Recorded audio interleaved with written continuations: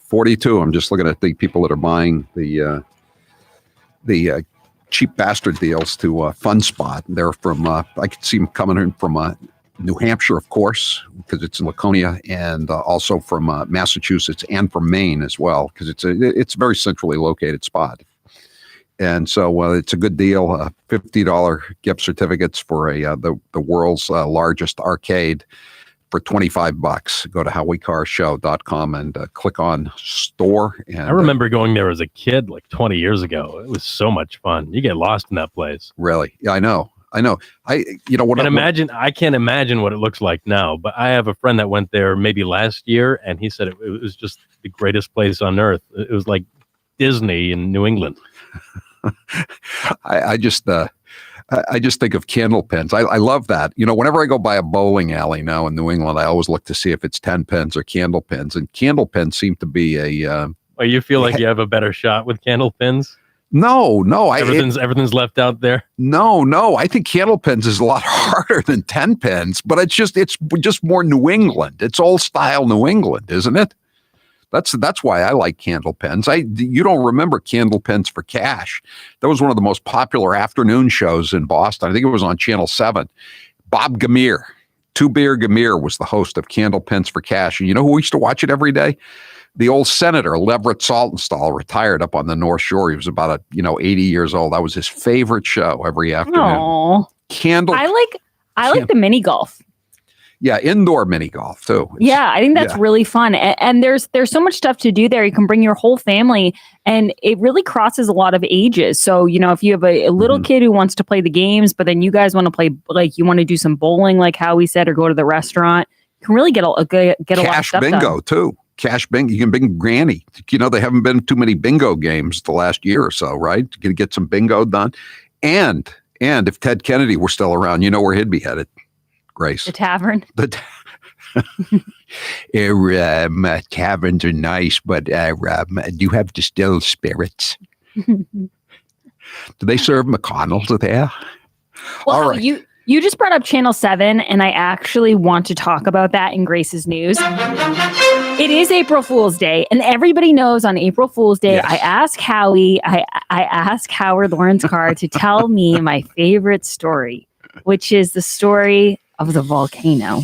Take it away, Howie. I think it was 1980, and there was a volcano in, I think, Oregon. It was Mount St. Helens volcano, and every day there would be this oozing lava coming out of the volcano, and the helicopters from all the networks and the local stations would be hovering above. Probably pretty dangerous. I wouldn't have liked that assignment, but they would be hovering above, and so there was all this new pictures of lava and volcanoes, and it going down the mountain and everything. So the people at Channel 7 said, we haven't really been using this lava video to the best, to its potential, right? We haven't been milking this enough. So they said, why don't we say that the Blue Hills in, Milton, just south of the city, the Blue Hills, which, there probably hasn't been a volcano there for about 100 million years. Why don't we say that the Blue Hills, a volcano is erupting? So they did that at the end of the 6 o'clock news. They thought it was a pretty funny joke, and they had somebody out there, in the dark, and John Henning was his son ran for DA and lost, and his brother was the coach of the Atlanta Falcons. But John Henning, they called him the Prince. He was the king of Channel 7 at the time. Post Chuck Scarborough, after he left and went to New York. And so, he basically came up with the idea, and they were all laughing, and they had about the volcano, and they showed the pictures from Mount St. Helens. And it was like War of the Worlds in 1938, when people in New Jersey went crazy and they thought they were actually being invaded by Martians. And I think the story Grace loves is that there was this old Yankee woman who had a farm, a couple of horses in a barn in Milton. And she was so scared after she saw it on Channel 7 that she ran outside and let the horses out of the barn so that they could escape ahead of the lava flow. And they ran out. They almost got killed on 128. Yeah, I'm reading from a story here. It says, at the end of the segment, the reporter held up a sign that read April Fools. However, by that time, local authorities had already been flooded with frantic calls from Milton residents. When Howie told me this story for the first time, you said it so casually, like thinking I would know about it. And you're like, oh, yeah, well, you're from Milton. You remember that April Fool's joke where the woman let the horses out of the barn and they were running on the highway. And I was like, huh? I thought it was the wackiest thing I've ever heard. And Howie, here's the thing about April Fools. First of all, I hate it. I don't like pranks. I think they're stupid and they don't really make me laugh. But second of all, every year, and it might not be as bad as that one, that was like one of the worst ideas of all time. But every year somebody does something as an April Fool's joke in pop culture, and they always get in trouble. Like a company will send out an email about something as a joke and it falls flat, or a celebrity will say, oh, I'm pregnant, just kidding, April Fools. And then people get offended who are, want to get pregnant. Right. There's so many things. And I just have to say, whatever your April Fool's joke is, it's not funny. But so you don't have to do it. Grace, in my opinion, the best part about the Channel 7 one was this was mainly John Henning, but he was the anchor. He was under contract, and he was like the only attraction the station really had. It was really a dog-ass station at that time. And so they couldn't get rid of John Henning, so they had to fire somebody. They fired not the news director, not the anchor. They fired the assistant news director, a guy named Skip Seeley. I mean, he took the hit. He was the scapegoat, the patsy, as Lee Harvey Oswald would say. Skip Seeley. Whenever something like this happens, and I know this was in 1980, so it was a long time ago, but I still think, how many people had to okay this? Like, how many hands did this pass through? There's a Wikipedia article about it. Oh, it was a big deal. Yeah. The eruption of Mount Milton is what it's called. I love this story. Okay, so someone says, wasn't John Henning's father a mayor of Boston? No, that was Jack Hines, the anchor at Channel 5 and then at Channel 56. His father was John B. Hines, the mayor of Boston. He defeated Curly. That's a familiar name, right, Grace? In 1949. I would say he's my great-great-great-great-grandfather, but every time I say that, it becomes... people think it's true, and it's not. Yeah. But happy April Fools. Don't do any April Fool's pranks on people. But Grace, there was an April Fool's joke this year. It was a couple of days early, but it might as well be an April Fool's joke. You saw that, right? What? It's from Germany. Volkswagen put out this goofy press release, and they said to show our commitment to electric cars, we're going to rename the company Volkswagen. Volkswagen. Ha ha ha ha. Now I think there's an SEC investigation or something like that. They all kind of overreacted. I thought that was kind of a goofy thing, but it did. What harm did that do? There was no horses harmed in the making of that joke. Exactly. I saw today on Instagram, somebody I follow who has like tons of followers put up Mayor Bill de Blasio resigns, says he'll never run for office again as an April Fool's joke. And people were just really upset because they're like, why would you do this and get my hopes up? And like, I was so happy. And now it's just an April Fool's prank. I love the response though of Bill de Blasio to that story about how they wrote in that he was an egomaniac and the worst mayor ever, and his press aide said, "Isn't this a classic case of the pot calling the kettle black?"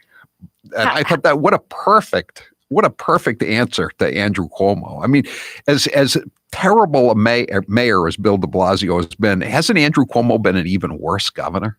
Not according to him. He said he is the greatest governor in modern history, but he's not a superhero. I'll tell Some you. of the quotes from that first draft, woo, I would actually buy that version of the book. I tell you, there's a great column in the Wall Street Journal today. I'll try to get to it later. It's about a woman who survived Auschwitz. You know where I'm going with this story when I say she survived Auschwitz. She didn't survive Andrew Cuomo's decision to put the COVID-19 patients in her nursing home. She died at the age of 94. I mean, again, she lived a long, full life after escaping from the death camp, but she could still be alive today if it wasn't for Andrew Cuomo's disastrous, catastrophic decisions. Yeah, and I don't think it helps Andrew Cuomo that it's being reported that he made $4 million on the book. And remember, he said I'm going to give a big chunk of this back to a COVID charity. We've yet to find out what charity and how big of a chunk he actually gave them. But I guess that's going to be so on he his still May owes tax he returns. still owes he's still got $3.8 million in advance money that he still owes the company. Not that he'll ever repay it. You don't have to ever repay advance money, but they're never going to sell. They're never going to sell 10% of the money that they paid out. Make 10% of the money back that they put out in advances. 617. What year did Peter Hines run against Kevin White? 1967. You're like Rain Man. How do you remember this? No, there were two guys named Hines running that year. There was, I think it was Barry Hines, which was Jack Hines' brother and the other son of John Hines. And then there was another senator. In those days, Grace, there were a lot of people that had the same last names, but they would just run. So this guy's name was Hines, but he still got elected. Wowzers. And there were people used to do that with Kennedy too. And if you want to find out more about the fake Kennedy, who wasn't a real Kennedy, but who ran for office, you can get your hands on a Kennedy Babylon at HowieCarrshow.com. Absolutely. Howie, can I tell you one more story before I leave? There's a great piece in Town Hall. It's called The Left. The Left is Eating Its Own. The incredible reason activists don't want school renamed after Barack Obama. Oh, I love this story. I saw this. This is a great story. 2 committees comprised of students, staff, and those in the community were tasked with the renaming of the Thomas Jefferson Middle School and the Daniel Webster Middle School. I shudder at those names. The first because he was a slave owner, and the latter because he supported slavery. During a school board meeting to discuss some of the finalists for the Thomas Jefferson Middle School, immigration activists expressed their disapproval over one of the finalists, former President Barack Obama. Now, here's the quote. I will not be part of renaming a school after someone who did not and does not represent the undocumented community. By the way, this is not an April Fool's joke. This is a real story, believe it or not. She said former President Obama failed to deliver on promises to help the immigrant population. If you're removing the name of Thomas Jefferson, one oppressor, the name of Obama is another oppressor, and our families do not want to see that name. So, Howie, I have to tell you, there's a show, I think it's on Showtime, and it's called Shameless, and they did an entire scene that was spoofing this, and this was like a month ago. And there was a kid at a middle school, and he was watching the teachers argue, and his brother comes over to him and says, what did they decide to rename the school? And he says, well, we've gone through a few names. They wanted Michael Jordan. They wanted to name it after Michael Jordan, but he's a gambler. They wanted to name it after Martin Luther King Jr., but he's a womanizer. And then they say the same thing about Barack Obama in that scene about, deporting illegal aliens. But it's crazy because it was meant as a joke, but I mean, we're like 2 months later, it comes to life. Robespierre, Grace, read up on Robespierre, that's what happens. The revolution always devours its own. Thank you, Grace. Have a good day off tomorrow. Thanks, Howie. Bye. Bye-bye. I don't know about you, but I feel like I'm always looking at a screen now more than ever. And whether you're an avid news watcher or in serious need of a distraction, unplugging yourself is easier said than done. One of my favorite ways to rest my eyes and still get the content I'm itching for, by putting in my Raycon wireless earbuds and listening to something great. This morning when I went out for my bike ride, I put in another Rolling Stones album, one of my favorites, Get Your Ya-Ya's Out. Painted Black, You Devil. Some great Rolling Stones, some Chuck Berry songs like Carol. It was just great. It speeded me up listening to that great music. That's what you need Raycons for. If you like podcasts, it's great for podcasts, great for rock, any other kind of music you like. Even self-help type of podcasts you can listen to. Raycons. Raycons are built to perform anywhere and anytime with water and sweat resistant construction and Bluetooth that pairs quickly and seamlessly. And the thing about Raycons and the earbuds, they're not going to bother anybody else. You just listen and you're not getting in on anybody's nerves. And if you give some to somebody else, they're not getting on your nerves. With enough battery life for 6 hours of playtime, you can unplug for a while. Raycons come in a variety of stylish colorways with a comfortable in-ear fit for a more discreet look. The best part is that Raycon makes great sound accessible to everyone anywhere with wireless earbuds starting at half the price of other premium audio brands. Howie, a couple of years ago when the first pods came out, my wife wanted to buy a couple. So for a present, I bought it for like $350, $400 for the premiums, but Raycons are less than half that for some of their best products. And tried them both out, the different pods, and the Raycons hands down win every time. They do. And everybody agrees that gets Raycons is happy they got it. And now you can get 15% off all their products. That's just for my listeners. And here's all you've got to do. Go to buyraycon.com/Howie. You can get 15% off at buyraycon.com/Howie. That's buyraycon.com/Howie. Get your yayas out. I'm Howie Carr. The Howie Carr Show.